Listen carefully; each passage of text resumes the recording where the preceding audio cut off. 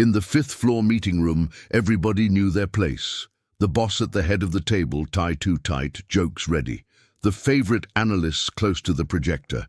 And off in the corner, half hidden behind her laptop screen, sat Clara.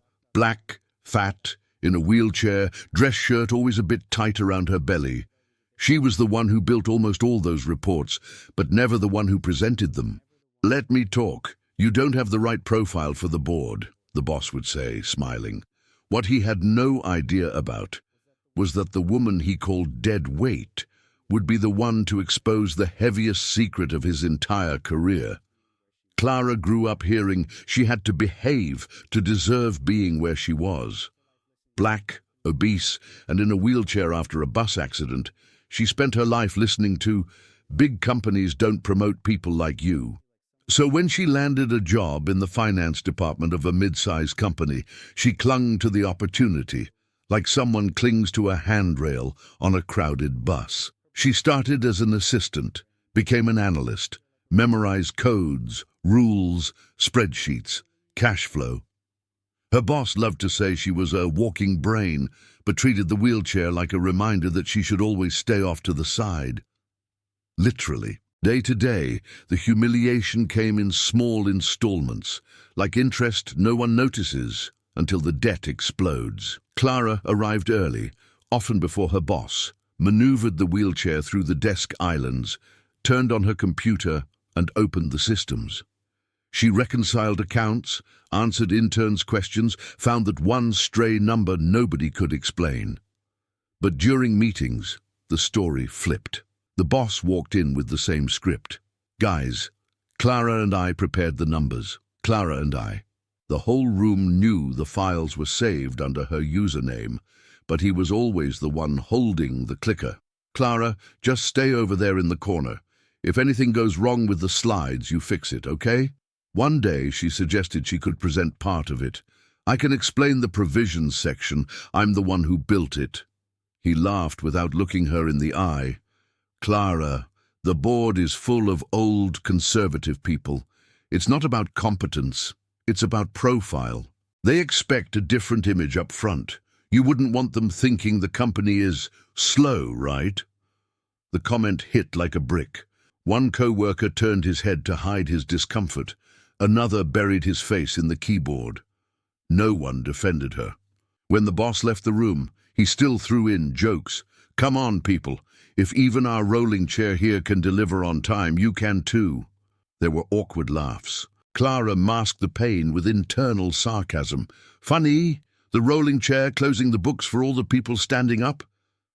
But the hardest blow came when a posting error, clearly his, was thrown on her in front of everyone. "Clara, double-check this. All the manual parts are your responsibility." She was sure it wasn't hers. And as she rolled back to her corner, an uncomfortable thought began to grow. If he was willing to dump a mistake on her in public, what else was he willing to hide in the numbers? Cliffhanger. What Clara was about to discover wouldn't just affect her self-esteem. It would shake the whole structure of that meeting room. That night, Clara stayed late.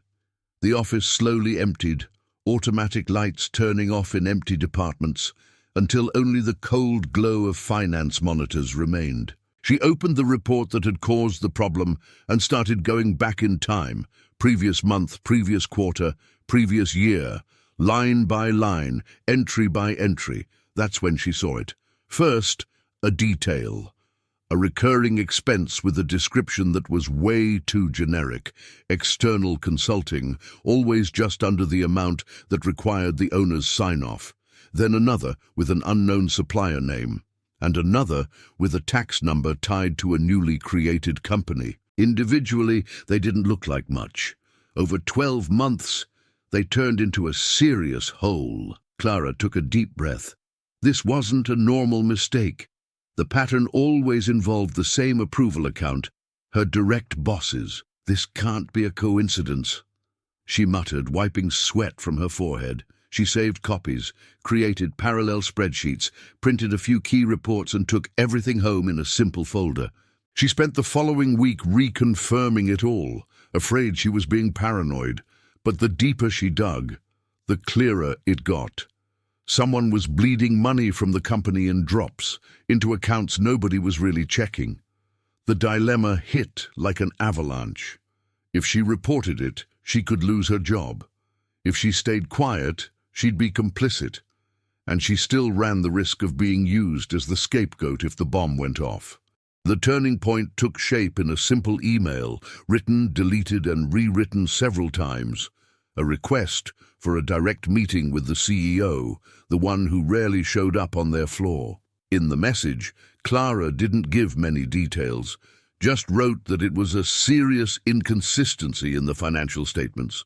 When she got the reply confirming the meeting with a time and room booked, her stomach dropped. But for the first time, fear came with something new, the certainty that if she was going to fall, it wouldn't be for carrying a mistake that wasn't hers. On the day of the meeting, Clara arrived even earlier. She mentally reviewed every number, every link, every proof she'd separated. She rolled into the boardroom, feeling the floor smoother than ever. At the head of the table sat the CEO, next to him legal counsel plus 2 partners. No sign of her boss, yet. "Good morning, Clara. From what I understand, you found something serious in the reports," the CEO began, straight to the point. She turned on her laptop, plugged into the projector, and for the first time, the person in the spotlight with the remote in hand was her. She explained calmly, without fluff, step by step, showing how the expenses were split, how they slid under the approval threshold, which tax numbers were involved, and what the total amount was. The only sounds in the room were her voice and the mouse clicks. In the middle of her presentation, the door opened. Her boss rushed in, not knowing what the meeting was about. "Oh, you're going over the numbers. Great, I can—" The CEO raised a hand for silence. "Sit down, please. That's exactly what this is about." When Clara finished, legal already had a list of questions. The trail always pointed to the same approval login. Her boss tried to throw the blame on others, on system glitches, on old procedures, but the facts were stubborn. Days later, an internal statement went out. "Manager removed for investigation."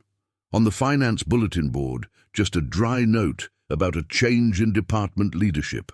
In his place, on an interim basis, would step in someone who knows the processes deeply and has demonstrated a high degree of responsibility and commitment to transparency. The name, Clara Noguera. At the next monthly meeting, she was no longer in the corner. Her chair was placed next to the projector, and before they started, the CEO said, "From now on, the person who presents the numbers is the one who truly knows them. Clara, the floor is yours." Some former co-workers avoided meeting her eyes. Others smiled in relief. She took a deep breath, adjusted the mic on her shirt, and started speaking. She was no longer the voice her boss used as a crutch.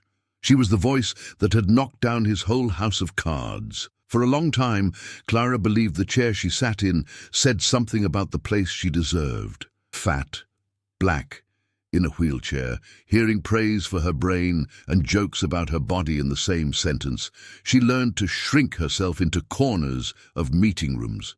The message was always the same. You do the work, I show up. You deliver, I shine. You stay backstage, I stay on stage.